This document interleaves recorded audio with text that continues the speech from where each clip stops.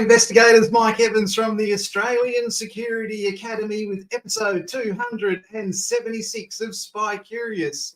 If you've been in hospital in a coma for the last 3 weeks, you've missed out how the VWA in Victoria, WorkSafe Victoria, have tried to do a deal with the AIPI to funnel investigators as members of the AIPI. The AIPI has a membership of 200 plus 200 student members from professional colleges of Australia who had 120 private investigators' licences cancelled in Victoria by the Victorian Police Licensing Regulation Division.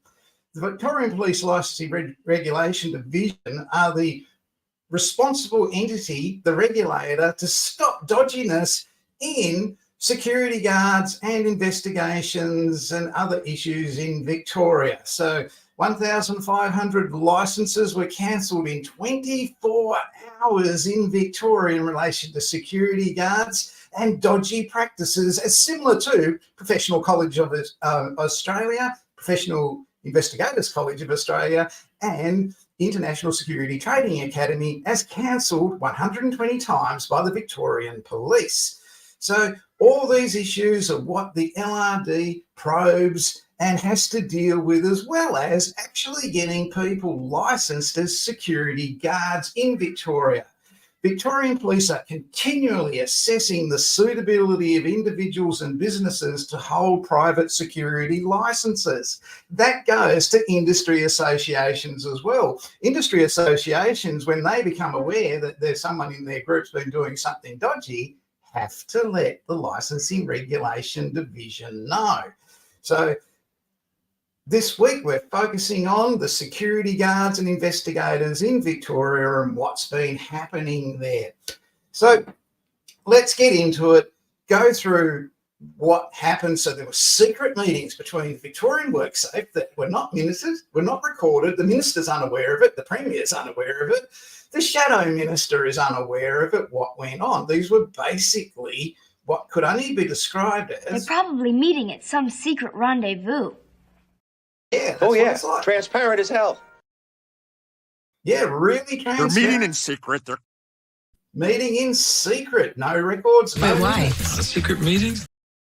It's a secret meeting. That's what they had between Victorian WorkSafe and the AIPI for the exclusion of all other investigators who are licensed. So how did they communicate it? Was like, did they communicate that meeting and the results of it? Or did they just send that? And I'm very sorry, I just saw the bat signal. Wow, the bat signal. There's no transparency. It's not recorded. Was it recorded in Morse code? Morse code.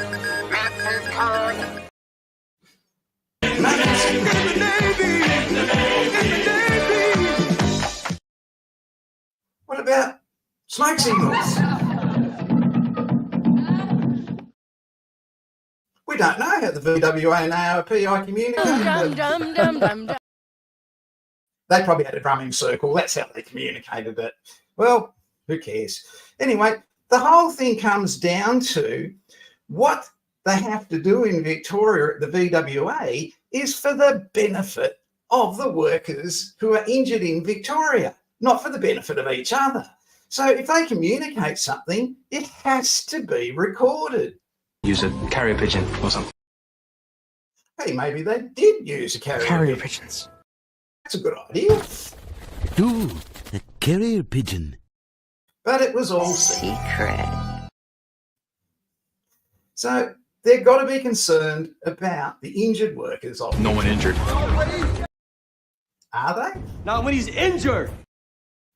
Really? Injured hippies. That's the way they're treating it. So let's have a look at the video that looks at some of the concerns about private investigators posting images without people's consent online, taken from behind, and what the issues are around that, as one private investigator did in Victoria in a class of government inspectors for the Toowoomba City Council, the Brisbane City Council, and the Sunshine Coast City Council. What are the issues with that? What could possibly be the outcomes? In the news this week, they finally tidied up the issue over the Danny Laidley police taking photos of Danny after she was arrested in St Kilda, where she was accused of stalking someone. So Danny had just transitioned from male to female. She was Dean Laidley, the coach of North Melbourne. So this was big news down in Victoria, in the boys' clubs and all that sort of thing. And the police had photos of Danny in their little network group and a Facebook group, which had a particular name. And basically that matter's been finalised this week. You can't share photos as an investigator of accident scenes, of people you meet. You might meet a celebrity. You may see a horrible accident, or you might see, while you're on surveillance, some drug addict or something like that doing something completely stupid. You as an investigator, you can't share that on the internet. It's unprofessional. Teachers can't share photos of their students on the internet. The police down in Victoria, in St Kilda, did the wrong thing. There's been disciplinary inquiry about it, and some of them have lost their job. So, what happens when a person pleads guilty in court? So you go to court and you watch it, and the person goes, guilty. What happens next? You never see this on television or in the movies. It's just guilty, and then they show them going in handcuffs into a prison somewhere just to speed it along, because it'll be quite boring. Once a person pleads guilty, basically the team comes in and says, okay, this is what happened that they're pleading guilty to. On this day, date and time, this person did this, this, this and this, and the victim was this, this and this, and what was the issue was this, this and this, and it all goes down like that. And the magistrate listens to it and she goes, rightio, okay, I won't record a conviction on this one, but if you do it again, you come back in here, bring your toothbrush with you. You go inside or whatever. So they listen to the charges. Now, I was in court one day watching. I had a bit of time to fill in, so I had to wait for some x-rays or something. So I'm sitting in court watching, and I volunteer in an at-risk youth program on the Gold Coast. I'm a teacher of really little crook kids. If they come along to the class and learn how to read and write, we help them get work. And if they stay off drugs, we help them get work. And they're little rat bag kids. They've got to be kicked out of 3 schools. And it's a very, very successful program. And over the years, I've seen some pretty bad kids. I had one that would have weighed 35 kilograms come out of juvenile detention to attend. He was a glue sniffer. And next to him were 2 150-kilogram Maoris sitting with him between them. It was that bad. It was a pretty bad guy. I had one that was worse than him. He was stone cold motherless, the worst kid I ever saw. There was nothing likeable about this kid. The others all had hope, right? And this last one, there was nothing likeable about him. And I'm in court watching, and he comes out in handcuffs and goes and stands in the dock. And I thought, what's his name from 2 years ago? I thought, what's going on here? And anyway, they said, well, I know he pleads guilty. And the magistrate, she says, well, what's the charges? And they said, well, he was released from prison today where he served 2 years for stolen motor vehicles, 13 of them. While he was in prison, we found his fingerprints on another 5 stolen motor vehicles. So he actually stole another 5, and he's here today to be sentenced for that. So when they do that, and the person pleads guilty, the defence solicitor has to come in and say something nice about you. You know, that you worked for a charity, or you had a hard upbringing, it was tough, dad used to bash you, or, you know, you were very poor, or whatever. And this kid, they can't say anything nice about him because he's just not nice. He was no mastermind for stealing cars. He'd just carry a worn-down key with him everywhere he went, open that up in an old Commodore and just go wherever he wanted to. So he was no criminal mastermind. So anyway, they found these extra 5 vehicles with his fingerprints on it. They charged him, brought him into court today. And the defence solicitor comes out and he cannot say anything nice about this guy. And the magistrate says, well, what are you going to say? And he goes, oh, well, Your Honour, my client can't remember stealing those 5 vehicles. He was only released from a correctional facility this morning where he was arrested by detectives and brought here straight to court for these other charges. While he was serving his sentence, Your Honour, he caught meningococcal disease and he was in a coma for 3 months. And that's a good thing. Then the whole court goes, what? There's all these people shaking their head and wondering what's going on. And because this guy said that's a good thing. It cured him of his heroin habit.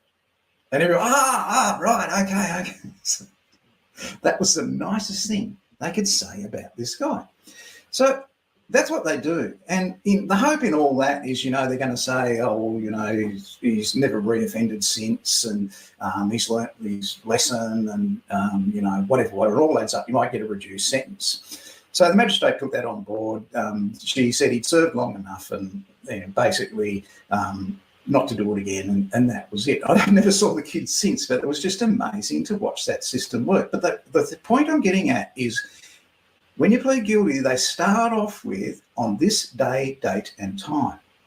Now, all the students of the Australian Security Academy have the time and event line drummed into their head. And that's how you put these things together. On this day, date and time, this is what happened in relation to that house burning down, that stolen motor vehicle, that burglary, whatever it is, you investigate it as a licensed private investigator. So last week we spoke about a person sharing images on Facebook. Now, is there a defence to that? Can you defend that? Can you say, oh, just made a mistake, whatever. Let's have a look at an example that came out in the Gold Coast Bulletin this week. The guy on the right, criminal mastermind, worked at Movie World. His name's Miles Andrew Leister. He pleaded guilty to possessing child exploitation material and using a restricted computer without consent when he faced the Southport District Court in January 2020. He admitted emailing himself hundreds of sexually explicit pictures of children and women enjoying the rides at the Gold Coast theme park. So between 2018 and 2020, well, you were at the theme park. He's probably got some pictures of you. The photos, which included upskirting images of young girls and pictures of adult women with their breasts exposed, were taken from cameras usually used to capture happy snaps to sell to the park guests. So you're on a ride and you're about to go splashing through the water. You put your hands up and smile and they snap a photo and sell it to you for $45. This guy kept them for his own gratification and pleasure. At Movie World, the bosses approached the police as soon as they found out about it. They didn't worry about their reputational risk. They realised they had a pervert using their camera system to email himself photos of little children, upskirted females, and half-naked women. So that's what happened in that case. So he got himself into pretty serious trouble, and he was reported in the Gold Coast Bulletin just this week with a bunch of other perverts. The one next to him here is a real estate agent who did a whole lot of things. Upskirting is probably the third biggest thing that you'll see in court if you go there and watch on the Gold Coast. They're just fixated. They've got to do it. I don't know why, but they've got to do it. So that's really weird. It used to be shoplifting and driving without a licence, but they turned both those into just a fine, and they never turn up to court anymore. They just got the fine. Upskirting is still a serious matter, and they can actually clear the court if you were there watching that, because the accused will be in there and they'll be embarrassed having an audience. And when you have an accused, there's usually a lot of accused.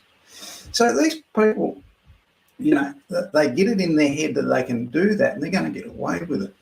The danger of this sort of thing, if it's ignored, it can lead to workplace violence. Now, Movie World got straight onto it, involved the police and buggered the publicity, the negative publicity. They did the right thing. They didn't try and cover it up. So what happens if you're a local council and you've got a person in the local council sharing photos, or taking photos and sharing photos of people without their consent? Can it lead to workplace violence? Here we go.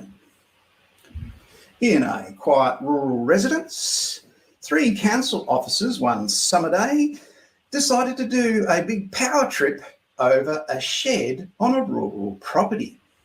The officers were the CEO, the town planner, and an enforcement officer. Basically, they said, bugger the powers of entry, we're going to go and hit this place in a raid because we don't like the fact they've got a shed there. So they put on their jackboots and went to the property. The resident was basically ambushed. It was a lady who was there by herself. The town planner demanded that he could take some photos of the shed. He was given permission. There was no reason to say no. I sort of look at the shed. The other 2 engaged the lady resident in a conversation. She was amicable. She wasn't going off a nut. She was wondering what was going on. It was just a shed that her husband had put there to keep his lawnmower and brush cutters and all that sort of thing, because it's a 4-acre property that needed a fair bit of maintenance. And as you can see, it's a shed that you can lift up with a forklift and cart it around. During the conversation, the lady turned around and the town planner was taking a photo of her from the rear, just like our pervert down in Melbourne who's helping a charity in Thailand we saw earlier. The shed was in the opposite direction. Immediately at that point, the lady told them to leave. 40 minutes later, her husband stormed the council chambers. This is the workplace violence that photo led to from behind. Keep that in mind. The CEO was dropped with the first punch in his office. Luckily, nobody else that worked at the council was in the way when this person very angrily went in and went straight to his office. The town planner was in the same office. The other guy wasn't there. He'd gone home for lunch, luckily for him. The town planner was thrown around the room like a rag doll. At one stage, his limp body was thrown across 3 desks, clearing all the computers, all the paperwork, all the pens, everything on the desks. It was a really powerful throw around. These 2 were copying quite a severe hiding in the workplace. The husband was very angry that someone was taking photographs of his wife. The CEO said, I'm calling the cops, as he dialed dramatically. And the husband said, good, call them and let's show them what's on this camera. And he hit the CEO a couple of more times. Now, quite interestingly, the police station was directly across the road, about 20 seconds walk. He's ringing them and they're not answering. It's in the country. There was nothing they could do. The husband left with the camera, which was plugged into a computer when he arrived 40 minutes after the event. They couldn't charge him with assault because if they did, he's going to say, well, what did you expect me to do with them taking rear photos of my wife on my property when they didn't follow the powers of entry rules? What are these sickos doing sharing photos of her around? So they couldn't complain to the police about it. The town planner started karate lessons the next week. So for revenge, the council took the couple to the Administrative Appeals Tribunal.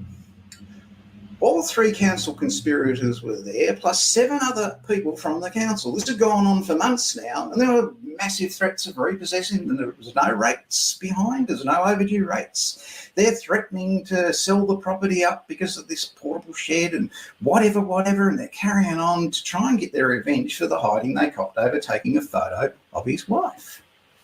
You can't do that. It's going to lead to workplace violence. Representing the council was bow-tie-wearing barrister Stephen Chopping, who says he only lost 4 cases in his stellar career. He's retired now. He went first at the tribunal and his address included charm, wit witty remarks, snide asides, personal attacks, and case law precedents as Steve-O waxed lyrical for the tribunal in a great performance for his $5,000 a day representing the council. Once Steve-O had finished, it was the turn of the lady.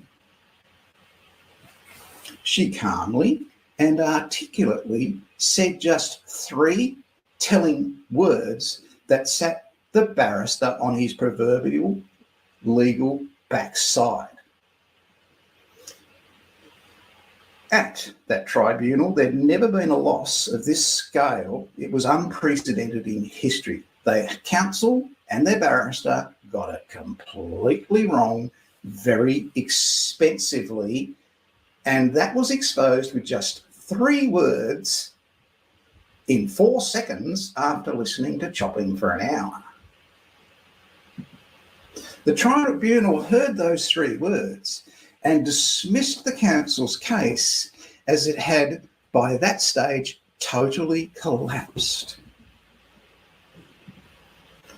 So there we have an example of a council doing the wrong thing with images of a ratepayer being caught red-handed, spending a lot of money trying to cover their backside. So if you did that as a council worker, are there defences to it? Let's have a look. Client pleaded guilty at the first opportunity, Your Honour. He is a man of family values, not like those queers down in St Kilda in Victoria. He is a former police officer, joined as a young man. It was all shoulder holsters, uniforms, shiny boots and saluting. Later on, he became a teacher in regulatory compliance, and in that environment he reverted to his youth. And all I can say on his behalf is he developed a fancy for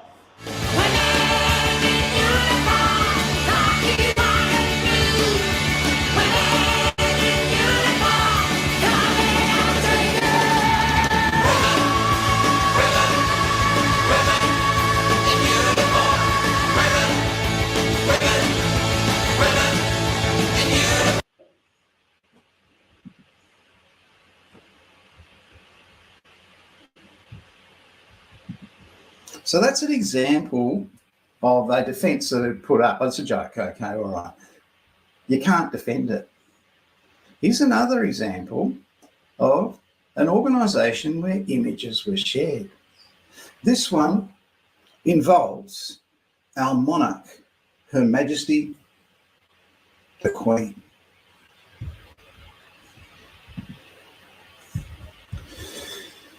They started working together in February 1973. By 2005, 65% of the original team still worked at that workplace. It was a great place to work. Fantastic job, fantastic conditions, a really amazing place to work where they looked after their staff. It was so important, this business, it was opened by Her Majesty the Queen and Prince Philip. Doesn't get much better than that. This workplace had the best surveillance technology. They could look at people playing cards or playing games, basically gaming. Cameras were used in cases of disputes over who put what bets down, cheating, so people collecting the winnings when they didn't even bet in the crowd, monitoring for violence, drunkenness, potential armed robbery, card counters, dress code violations, illness, people who had themselves banned because they were problem gamblers. These cameras were the best that money could buy.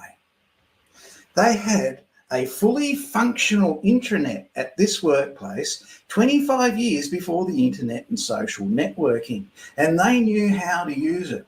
And they had to have it because of compliance with regulations of the government. Because if this place wasn't tight on that, the whole thing was going to get out of control. So these people in this workplace, they went to other workplaces and they trained them in other workplaces in use of these systems. So as other casinos came on board in Darwin and in Alice Springs and wherever else they had casinos in Sydney and whatever, these were the original people that taught the regulatory compliance for that sort of thing. They were a really tight crew, really knew their stuff, really good at it. They dealt with violence, they dealt with all sorts of trouble from all sorts of people. They looked after celebrities and made sure they were safe while they were providing the entertainment at the venue. This was a really crack team. Then one day, overnight, they all lost their job and were replaced by a whole new security team. There was no loyalty from their employer for 33 years of service for each one of them. It started innocently enough with some funny, quotation mark, shared images, but soon got out of control.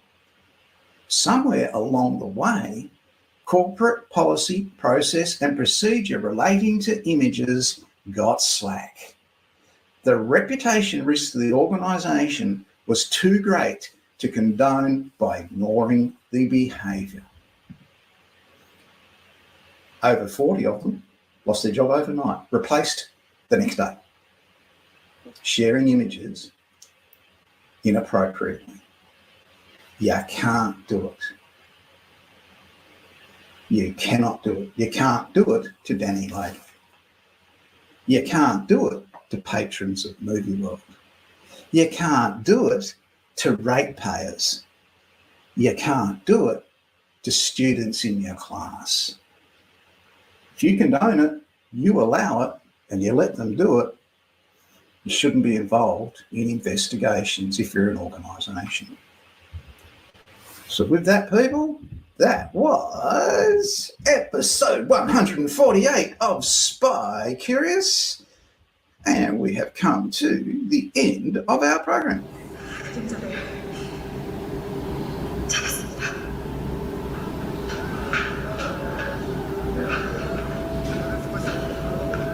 작전 종료. 전원 복귀할 것.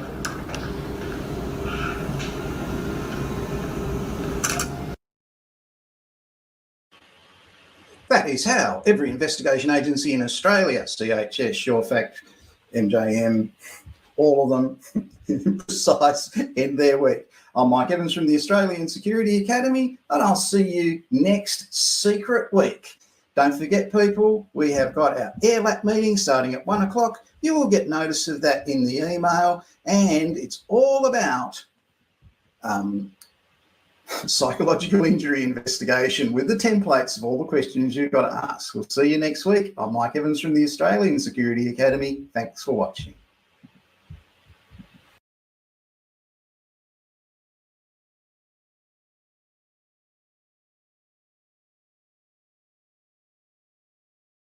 Hi, I'm Mike Evans from the Australian Security Academy. This series of videos is to assist licensing regulation authorities to understand the work of licensed private investigators in Australia. Several years ago, whilst working for a firm called English Lake, owned by Mr. Ray Dent from Victoria, I was charged with the responsibility of locating a witness. Now, this witness was in a small country town in Tasmania, where I lived at the time, and I was a licensed investigator there. And I'd had some success with locating people, particularly by contact with the local country police officer in the small country town where they lived. So I rang up this police officer, I explained who I was, what I was doing, and I was trying to find a person that lived in Longford, in Tasmania, 5 years prior to that, and we can't locate them. All they were was a witness to a motor vehicle accident, and we needed to locate them and take a statement from them. Now, the prophetic wise words of that country police officer were simply this: Mike, that's great, I wish I could help you, but police officers such as myself, we don't deal with salt of the earth type people. If you were looking for someone with criminal tendencies, yes, I would know who they were. but who you mentioned, I have no knowledge of, because obviously they're a fine, upstanding citizen and they don't come in contact with the police. Now, I listened to that and I took it on board and I thought about it, and look, he was an experienced police officer of many years, very well respected in his community, and the advice he gave me was actually quite prophetic. Police officers do not interact with salt-of-the-earth people in their role as a police officer. So I still had no further avenues of inquiry to go to locate my missing person, but I thought about it, I considered it, I knocked on a few doors, and eventually I located him. But it always stuck with me what he said to me. Now, as a licensing regulation authority, yes, you will meet private investigators in the application process for their private investigator's licence on occasion. You may even go to some of their industry association meetings, but you will not really interact with them unless they transgress the licensing regulations or the Act in your state. Now, this is a common thing between private investigators and police officers. Sometimes a private investigator will go rogue, just like sometimes a police officer will. It's a very small percentage. So what I'm saying to you is, just like in any other profession, please understand, 99% of people in this profession as a private investigator do their job appropriately, correctly and properly, and they stick within the rules and the acts of the state that they are licensed within. So the first thing I'd like you to understand as a platform for moving forward is, yes, regulatory authorities do enact the rules, regulations and the act relating to the licensing of private investigators. Private investigators don't like it when someone cheats the system as a licensed private investigator. It's bad for their reputation, it's bad for their industry's reputation. So some of the positive measures that licensing regulation authorities have undertaken recently in Australia is 1, attendance at industry association meetings, 2, issuance of monthly newsletters in relation to licensing issues and with examples of where breaches had occurred and what actions were taken. So basically those 2 steps are information for compliant licensed private investigators to understand what's been happening in areas of non-compliance. By that kind of communication, it assists everybody to work together for the benefit of the industry.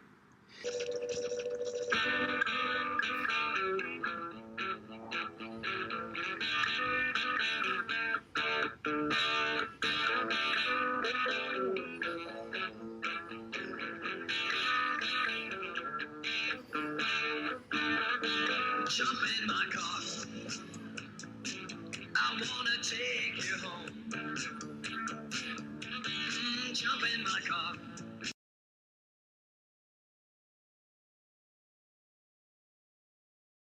Oh, anyway, if you've been leaned on by the Victorian WorkSafe Authority to join the AIPI and you have absolutely no interest in doing so, basically you have redress. You can go and take it up with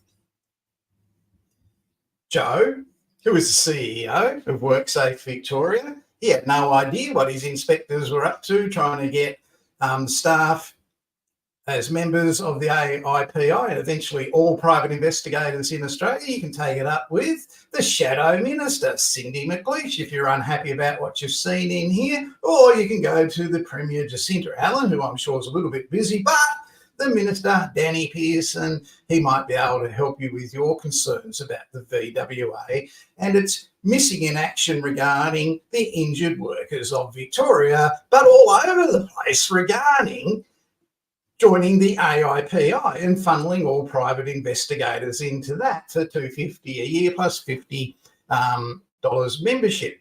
There's an easy explanation in regards to those pictures that were shared. Wrong is wrong even if everyone is doing it. Right is right even if no one is doing it. At WorkSafe in Victoria, someone took it upon themselves to authorise the funnelled membership of WorkSafe public servant staff into an industry association charging $280 a year, and with dubious association with an RTO that had 120 of its graduate students' private investigator licence qualifications cancelled in Victoria. This level of corruption is unprecedented in Victorian state government in the workers' compensation scheme, where all of a sudden injured workers have become secondary to the acceptance of bribery and corruption in that state. You cannot, as a public servant, funnel anyone into a corporation or industry association. This was done over a few beers at the pub.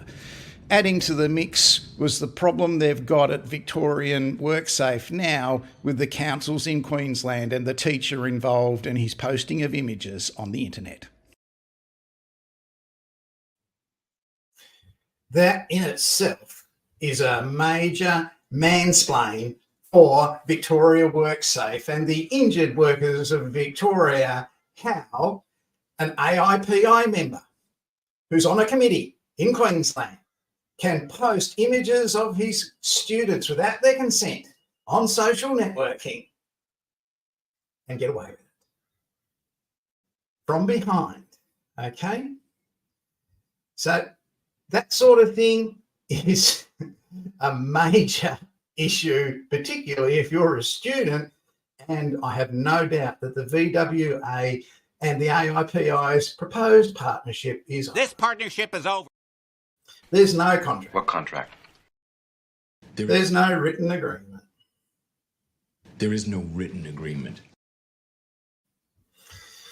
Photos were Adam donated. donated 10 photographs.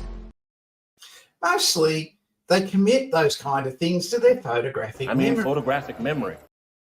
There's a photograph. Police photographs. Police photographs, ex-police officers taking photographs. What is the appropriateness of those photos taken from behind without consent? And is there a bigger issue that has a 3-year imprisonment sentence attached to people found guilty of doing it? You picture them sitting there in their underwear. Oh dear. In Queensland, just yesterday, a man charged with allegedly filming women at shopping centre with a camera hidden inside a walking stick. Now, this happened earlier on the year, but he was charged on the 20th of August 2024.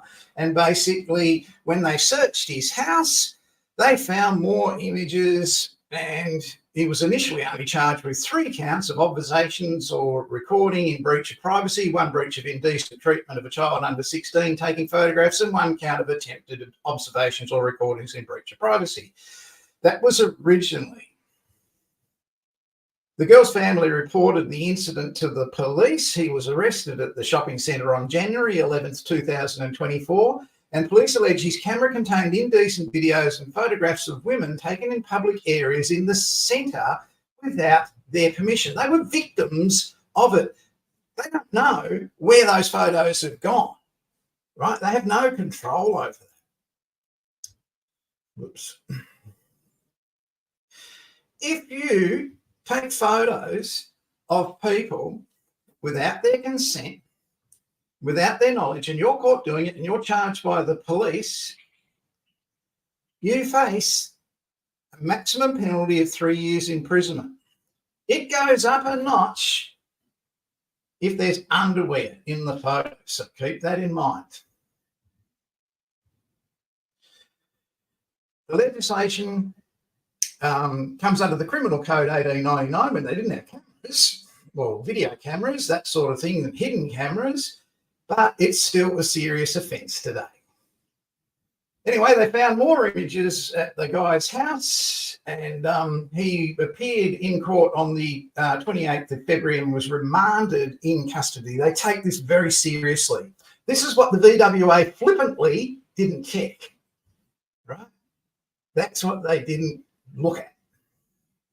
The Industry Association, when it became aware of it, should have told the Victorian Police Licensing Regulation Division about it, but they didn't.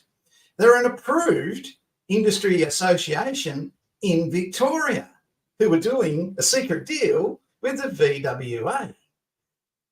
So that's an interesting development that we didn't know about previously. And there are conditions of approval for industry associations in Victoria as well. Now, the Licensing Regulation Division hasn't got the resources or funding to go and check every little bit in relation to that. They rely, like the tax office does, on voluntary compliance. That's what they rely on, like SLED do in New South Wales. SLED recently, they talked about close associates. And if you have a close associate who's doing the wrong thing, being charged with an indictable offence, you've got to declare that next time you apply for your licence. And it's the same in Victoria. So this is a real mess. This is a real mess that the VWA have got themselves into in their attempt to funnel staff into the AIPI only with no choice of going anywhere else. No, that wasn't on the agenda, but there wasn't an agenda because it wasn't written down. It wasn't written down and it wasn't documented because it was done over a boozy lunch. It's a scam. We don't know what records there were of the meetings because no records were actually kept. We don't know what methods of communication were undertaken in relation to this, how they went about recording the minutes of the meeting. Was it Navy?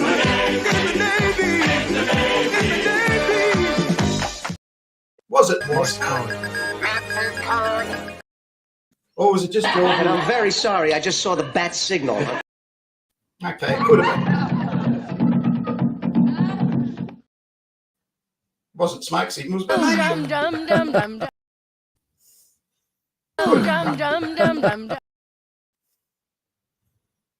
Carrier pigeons. Or carrier pigeon. Ooh, a carrier pigeon. Lots more to look forward to in episode 277 of Spy Curious.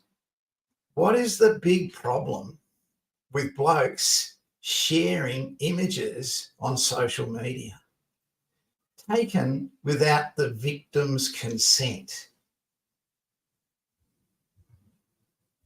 Can you imagine how those people must feel? Photographic evidence! Why did they take the photos? Where are they now? What are they doing with them? And how can you be assured that they're not being further shared? Bit of a concern. This is my portable spank bank. See you in episode 277. I'm Mike Evans from the Australian Security Academy. You've been watching episode 276 of Spy Curious, where the VWA have got a massive problem down in the state of Victoria.